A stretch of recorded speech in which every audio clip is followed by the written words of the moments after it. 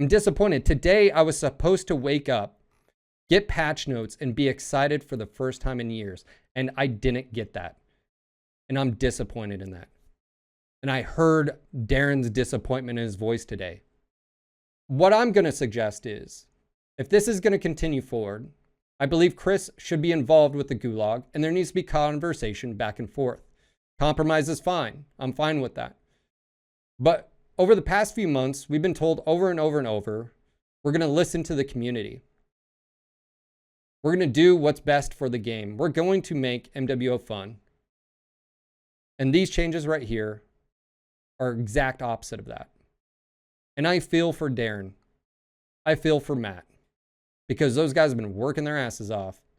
And it's been sidelined completely by someone that's so out of touch that is making these changes, like mask changes. No one asked for this. Why are we getting this? And I'm irritated. I'm not mad, I'm disappointed.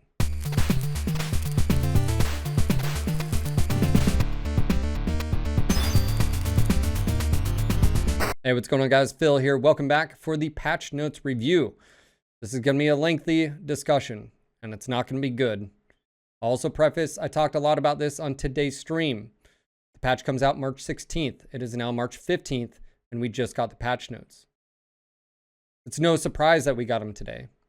They weren't filled with anything that you guys are probably going to be excited about, albeit there is one or two things. We're going to go ahead and dive into this, but I just want to be very clear. The things that we're going to be discussing today is going to be critical. The only way for things to move forward in a positive or salvageable manner is for discussion to happen and conversations to happen back and forth. I talked a lot about this on my stream today, pretty much for 4.5 hours, almost nonstop, with others in the community, as well as Darren from Piranha Games. So, without further ado, let's jump into the patch notes. First thing up on the list is a huge paragraph that breaks down a few things. So let's go ahead and go over those. The March patch is upon us, and with that, the final patch of the first quarter of 2021. As we reflect on our progress so far, we are happy that we've been able to get the ball rolling on MWO development with very limited resources. That being said, we did have a couple of disappointments in regards to this patch. By the way, that is also stating before we go any further. After examining the match score for AMS, we did determine it needed a reduction. However, in pursuing the change, we discovered that we need to do more work to the overall match scoring system in order to accommodate that change. Therefore, we will be bumping it to Q2, but that will include a more robust examination of the match score values overall. The second disappointment comes with the spawn points fixes on Tourmaline map. Although we have this slated for Q2 on the roadmap, we were really hoping we could get it on the first spawn fix out the door this month. Unfortunately, we encountered complications, and although we tried literally up until the last hour of available window on Friday, we were unable to solve the issue in time to make the patch. That's the bad news. The really good news is that we've hired a level designer who will be joining the MWO team starting today. That means we have a full-time dedicated team member who will not only fix Tourmaline, but address additional maps with spawn point issues and will begin work on actively improving existing maps, designs, pathing, and cover. We will introduce you to our new team member soon, but we will say it that he has great experience, including working with CryEngine, and he also plays MWO. The match score isn't really much of an issue. I understand that maybe there's a lot more. It requires an engineer. I would like a little bit more information of what they've discovered. What does this mean? Discovered. Is there other things conflicting? And the match scoring system in general. What's not working, what is working, and what needs to be changed or altered. So really not much to that. I'm okay with that overall being pushed back. It's really not that make it or break it. The spawn point fixes on Tourmaline. This is a big disappointment, to say the least. This is one of many maps, unfortunately, that suffer from this. But for me, at least, on a personal level, I feel like their last thing, which is a level designer, sort of facilitates the fix, hopefully, in the next few months, or fixes in the next few months. For those that don't know, the person that was trying to fix the spawn locations on Termline was Matt. Matt is not a level designer. He was trying to do it on the fly, just like how he did the time of day changes, and it looks like it didn't work out. So overall, this really isn't that big of a deal. Let's continue. So as we shift focus to Q2 and the work to come, we look forward to getting into some of the more critical components of the MWO roadmap with the community. We'll be coming directly to you with intel gathering, forum posts, dev vlogs, community podcasts, social media requesting your input on mech rescale, quirks, agility, spawn, point fixes, map changes, yada, yada, yada. Hopefully in Q2, we shall see. We will also continue bringing you as many events and sales as we can manage to get out, including in-game events like the recent dev and streamer hunts and the monthly free mechs, including the current Lucky Charms loot bag event with a free Grasshopper 5H. We also look forward to gaining experience with each patch, continuing to grow our MWO team, and increasing our efficiency and output each quarter. We look forward to MWO localization. Still don't know what localization languages they're talking about. It'd be nice to hear what new languages are we talking about. What kind of new players are we bringing in?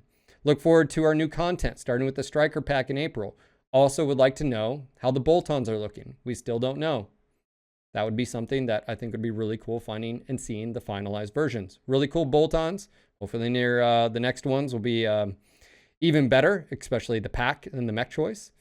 We look forward to the attention Mechwarrior 5 will be receiving in the coming months, and that the players will inevitably find MWO as a result. And we look forward to making as many fixes, updates, and changes to MWO as we can, as fast as we can. So thank you for your continued input and support. Okay, second paragraph here. Nothing really crazy here. I think we've all been pretty happy with the free mechs. Obviously, Huntsman last month, Grasshopper this month. The one question I'll have, is this supposed to start at the beginning of the month and go a full month? That would actually be something that would be really cool, to where it's month to month, not mid-month to mid-month. But either or, it's still time to get this. Also, it's not really a free mech. That's been a critique I've heard from people. You're having to play. I know it's horrible. Whereas the idea with this was to help newer players to just get free stuff. This sort of reiterates how the new players just need to be given stuff at the very beginning, and they shouldn't have to play X amount of matches to get the free stuff. I get it. It's nice for everybody else. For new players, they still need a good, let's just say 4 mechs given to them. So again, I just want to bring that up to where the whole idea of a free mech per month was to really facilitate new players getting those. But this is still putting it behind, you have to play X amount of games and do that, instead of them just having a few mech bays worth of mechs at the very beginning. Okay, let's go ahead and talk about changes. And this is really where the discussion is going to change. Weapon balance change pass 1. Prior to this patch, the last gameplay balance adjustment that were applied to MWO took place with the introduction of the Dervis in June 2019. For this first gameplay bounce pass in over a year and a half, we wanted to go big with the limited resources we had available to us and shake things up in a way that hasn't been seen as a more aggressive change than we had typically made in the past. Due to the nature of such changes, we will be monitoring performance metrics and getting direct feedback from you as to how these changes are affecting the game and how they're being received by the player base. We'll then bring these metrics, plus the gathered feedback, back to the community, discuss them, and begin establishing objectives for the upcoming weapon balance iterations. I'm okay with this discussion, and I think this is how it needs to be. Every patch comes out, maybe adjustments need to be had. You've got a good 2-week period before you can make changes to where it can get into the next patch. I think that's plenty of time, but overall, cool. All right, let's talk about energy, and this is where things start to fall apart. We're playing with the PPC lineup in a way that gives us more overall design space to find a niche for many PPC subtypes in the game. Sounds cool. As well as promote different overall battlefield roles. Roles. To this end, we are providing the baseline PPC a 20% boost to the upfront damage at the expense of 20% less overall DPS. With different subtypes of the weapon have been variations on this change. The ultimate goal is to better reward the PPC players that successfully play to their weapon strengths, but also open them up to a bit more natural counterplay when pressed more by close range focused mechs. Here are the changes. And if you notice across the board, all of them got buffs of damage. All of them got buffs for velocity. But you also noticed heat was affected and cooldown was affected, dramatically affected. Go ahead, look at the numbers. You'll see it there. You can also look it up. And this is where the discussion takes a turn. For the past few months, we've been talking to Piranha Games, specifically Matt and Darren, about utilizing the community feedback. In this reference, we're talking about the Gulag and how they're bringing their numbers and design philosophy and plan to the table, and PGI listening to that. This was not their goal. At no point in time did the Gulag ever ask for a damage increase. One of the things that this does is it penalizes any usage of PPCs on IS mechs that don't have heat gen quirks or PPC heat gen quirks, which further creates a divide. And if you're wondering what I'm talking about, PPCs are already hot. They're about to get hotter. Now, well, Phil, that's unfair. They're going to do more damage. Yeah, they will. But damage wasn't the problem. If you look at IS mechs across the board, ones that stand out, Awesome 8Q. Feels pretty good with 3 heavy PPCs. Massive amounts of quirks to be able to do that. BJ3, quirks. Grasshopper, quirks. All of these mechs, to be able to achieve that, have to have a bonus for heat gen. So what did the Gulag say is they looked at the problem, which was it's not damage. We just need more mechs to be able to field PPCs. So the heat's the problem. Do you see heat decreases in this? No.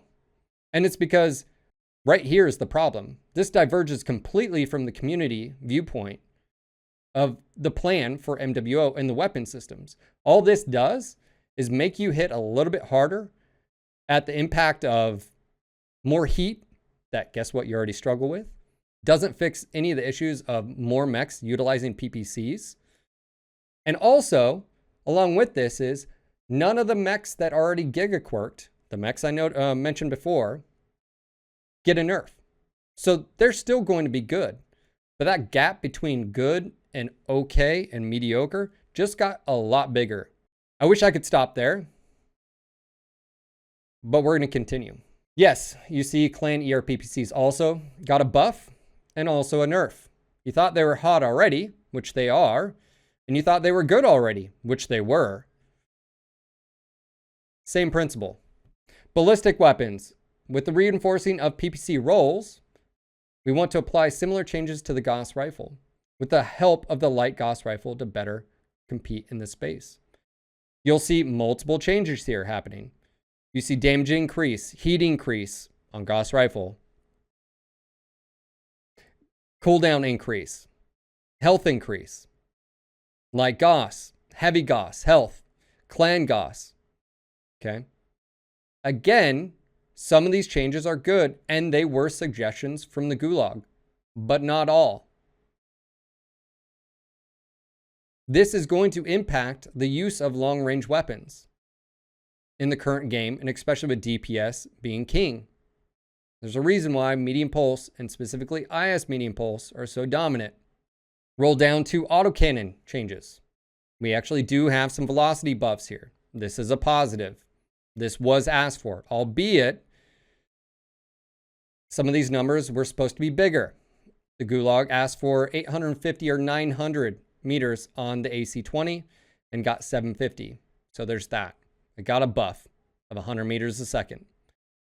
Did the AC2 need buffed? No. Did the AC5?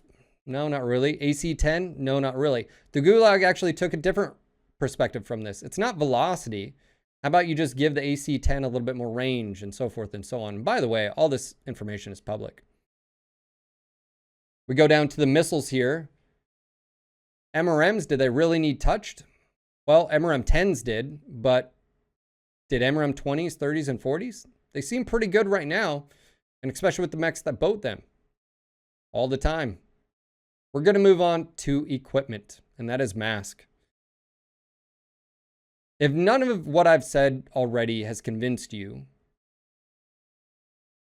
this change right here blows my mind. The first question you should ask, is mask good right now to you? To me, it's What did I need from mask if there was going to be anything done? I should be able to use it either longer or more often. So that means increasing the capacity or decreasing the fill rate and how quickly that goes up and down. At no point in time would I say it needs a nerf, but that's what it got today. It got an increase or a fill rate reduction by 50%. Good. But then it also got its boost to turn rate significantly reduced. Not significantly, drastically. I can't even make this up. You're now going in a flea from, you're getting a 50% reduction of boost turn reduction. So from a 50% to 0, you're now never getting a boost turn reduction on your flea or any other future light mech. If you're a Shadowcat pilot like myself that runs a Mark II, you're now getting a negative 10% from 0.4. That's a 50% reduction. Now, you may be asking yourself, well, why would they do this? That's a very good question. 2, did anybody ask for this? No. To me, this is a change that in their definition, what they want to do is, in the early days of mask, due to technical limitations at the time, it was initially introduced as more of a raw mobility boost as opposed to a pure speed boost. We have decided to tune this piece of equipment to be more focused on the sprint speed boost rather than a global mobility boost and provide a significant increase to the amount of time that players can leverage the equipment to boost before you take damage. But the problem with that is there ever a point of going above 75 or 80%, 85%? No, you take way too much damage. So there's no reason to push it past and take damage. Second of all, the reason why mask is nice is because it can't be abused by multiple mechs. So this change right here is so out of touch with how actual mask is used in game. The Spirit Bear is taking a 50% reduction to its agility now boost because reasons. Trial mechs, new trial mechs. This is good. I have nothing to say negatively about these. I do question the choices. Commando, roger that. Annoying little mech. Jenner, probably wouldn't have picked this. Why? The Jenner suffers from armor reduction. This is another controversial moment in MWO's time frame that still has not been addressed. Chris decided to take armor from the arms and put them in the torsos because these mechs have big side torso hitboxes. Jenner, Jaeger mech, Stalker. There's a few others out there. But also, do you know what also the Jenner relies on? Its arms for its weapons. Do you know what has less armor than a Locust? A Jenner on the arms. Now, the first issue I have with this is that you can solve that by giving the armor back to the arms and just giving the side torso a structure buff. You don't have to worry about players micromanaging and bypassing the system. It still achieves exactly what you're wanting. And guess what? It gives the mechs like the Jaeger and the mechs that you stole armor from back into their arms. And it achieves everything. No cost. There you go. We got the Adder. Good choice. It's a prime here. It's going to get buffs to the ERPPCs, heat, and velocity. I like this change. But again, from a clan light perspective, we have that and then the Jenner 2C. There's not really a whole lot of better options out there except like maybe the Cougar. I think the Cougar would have been a better choice instead of the Jenner here. I think the Jenner suffers exactly the same other issues out there. But overall, I like the fact of we get a few different iterations here. SRMs, mediums. I still think the Javelin would have been a better fit. across the board. Maybe we'll see that in the future, even the Wolfhound and so forth. But we don't see as much diversity, no small laser piranhas or mislinks and stuff like that. I do question some of those, but overall, it's good that we're getting new ones. Crab right here. I think this is a fantastic choice. This is the 27B. You can even do something similar, 5 medium pulse with the 27 SL with jump jets. Fantastic. This will be great. It's easy to use. You can do weapon group of 4, and they can go ham and go to town. I think this is a fantastic fit. Trebuchet. This goes tag and LRMs. The only issue I have with this build is that new players, it comes default with arm lock on. To track targets, they need arm lock off. That's my only critique about this. Other than that, LRMs at that tier with that fire rate, I think they can find a lot of success. And I'm okay with that. And easily what they can do is maybe do an MRM build in the future if they like the chassis.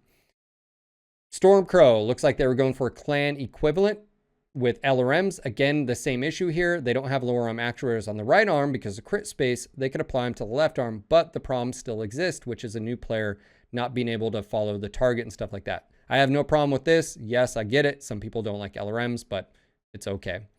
Dual ERPPC. I like this Shadowcat. Unfortunately, this Shadowcat will be significantly harder to use for a new player with the patch. Now, I was told during stream today that Jay-Z, who helped with these builds, had no idea about the patch notes and or the changes. So these were all done pre-patch notes. And so unfortunately, this will not be a good fit for a new player. Obviously, ECM is another issue too. The mechs do not come with full skill trees. So again, you can get locked out at 600 meters if a mech has the quirks or has the skills. Moving on to the heavies, I do like the Grasshopper. Obviously, it fits with the narrative right now. Again, make sure the PPCs are mounted secondary, which they did. They're high up. That's fantastic. I have no issues with this. I think it's a good build. Also, it allows a new player to try heavy PPCs on a very mobile and jump-capable platform.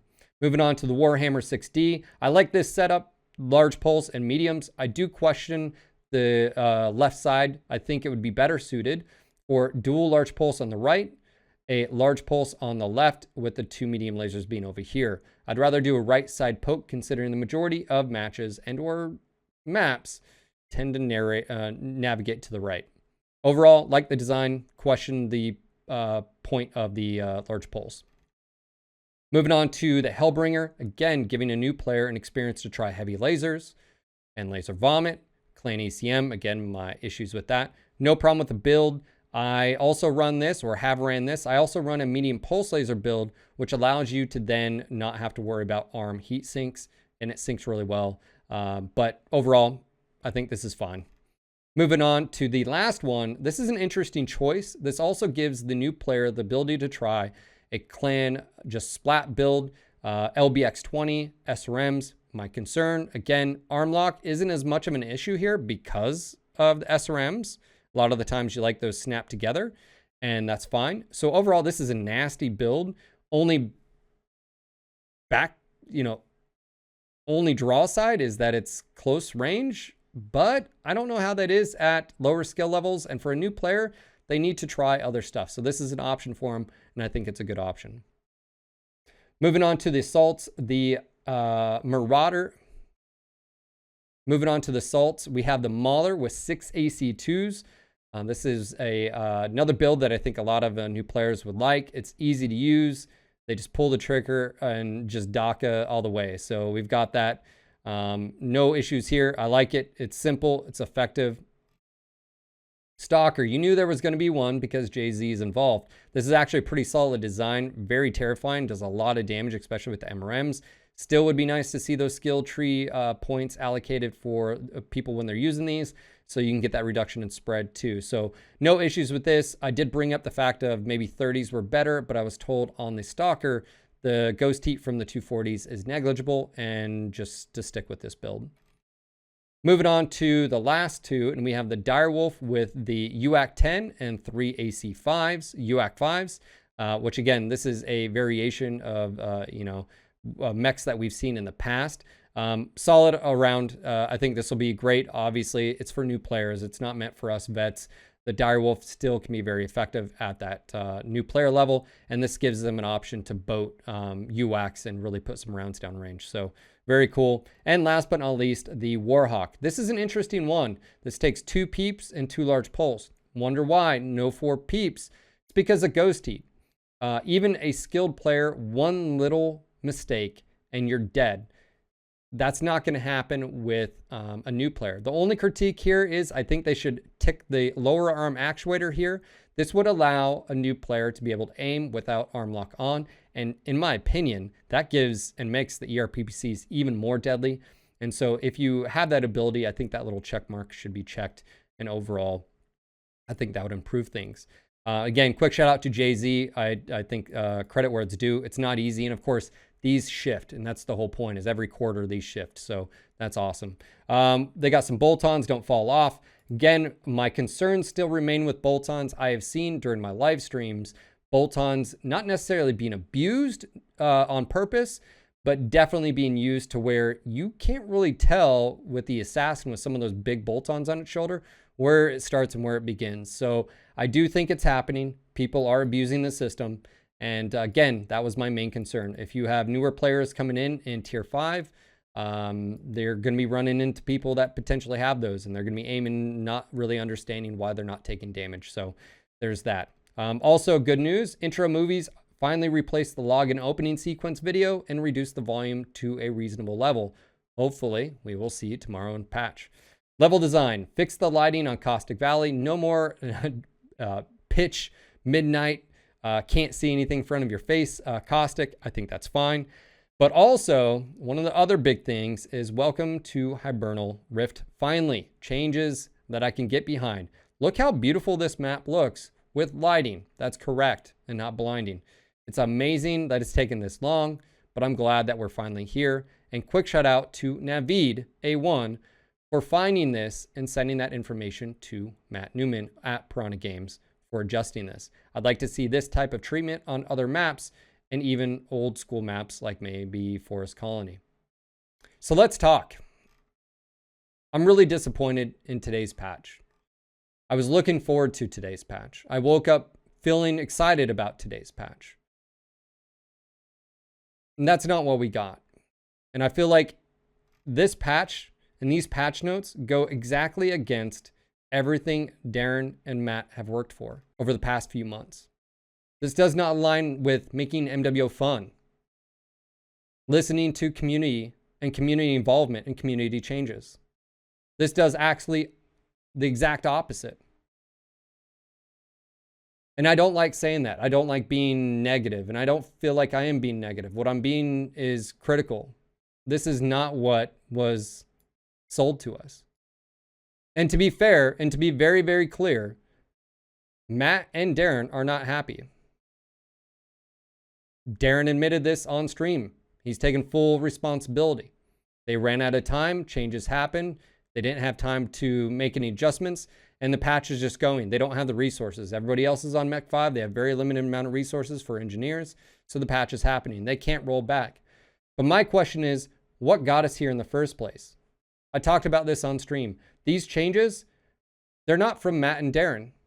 They're also not from the Gulag. So who are they from? They're from Chris, a designer that's worked on MWO in the past, that was on Mech 5, and apparently is back out of MWO. My issue here with that is that Chris has not been involved in any of the discussions with the Gulag, which basically means you have 2 different styles of where things should go in the game. And all that what happened today was that things were nitpicked from 2 different methodologies. You have Chris's methodology of how he thinks he should handle PPCs, and then you have the Gulag. The unfortunate thing about this is that when you have 2 different forms of ideas, especially when it comes to game design, and only you're taking bits and pieces from both, you never get a clear picture of what you're trying to achieve. So what I'm going to suggest is, if this is going to continue forward, I believe Chris should be involved with the Gulag, and there needs to be conversation back and forth. Compromise is fine. I'm fine with that. But over the past few months, we've been told over and over and over, we're going to listen to the community. We're going to do what's best for the game. We're going to make MWO fun. And these changes right here are exact opposite of that. And I feel for Darren. I feel for Matt. Because those guys have been working their asses off. And it's been sidelined completely by someone that's so out of touch that is making these changes, like mask changes. No one asked for this. Why are we getting this? And I'm irritated. I'm not mad, I'm disappointed. I'm disappointed. Today, I was supposed to wake up, get patch notes, and be excited for the first time in years. And I didn't get that. And I'm disappointed in that. And I heard Darren's disappointment in his voice today. Now, there's some good things that have came out of this. Darren also clarified from here on out, whoever's in charge of those changes will be in conversation with the Gulag. We'll be in conversation with the community.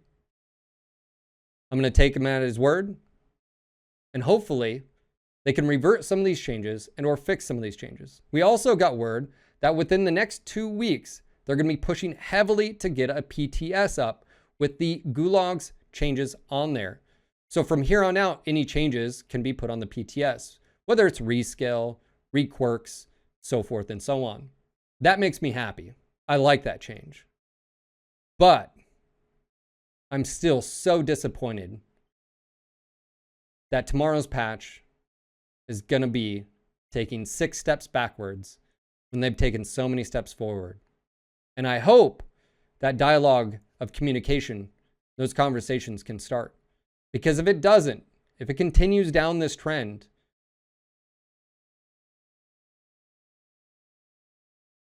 well, I think we all already know what the answer is. I hope you enjoyed today's video. Make sure to check out all the links down below. Join us on Discord. I will be streaming tomorrow because I stream Monday through Friday, every single day, 12 to 6 p.m. Eastern. Join us over at twitch.tv/NGNGTV. I'll see you guys on the next video. Until next time.